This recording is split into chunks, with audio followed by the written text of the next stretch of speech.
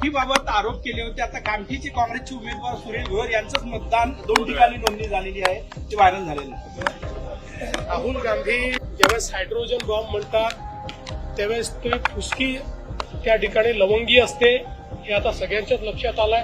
काल तर ते स्वतःच असे सापडलेले आहेत की त्यांनीच मॉर्फ केलेला फोटो दाखवलाय असं काही चॅनल्सनी क्लिअर कट दाखवलेला आहे. त्या चॅनल्सनी जाऊन त्या वोटरची पडताळणी केली, वोटर तिथेच सापडले. फक्त राहुल गांधींनी त्यांचा चेहरा दुसरा दाखवलेला आहे हे देखील त्या ठिकाणी लक्षात आलेलं आहे.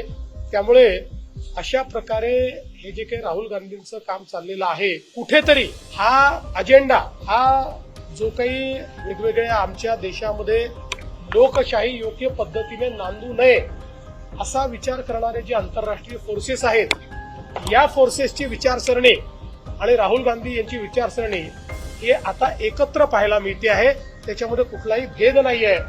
ते फोर्सेसही हाच प्रयत्न करतायत की भारताच्या लोकशाहीवरनं आणि लोकशाहीने तयार केलेल्या संस्थांवरनं जनतेचा विश्वास उठला पाहिजे आणि तेच प्रयत्न राहुल गांधी करतायत. यातनं शंकेला मोठा वाव तयार झाला.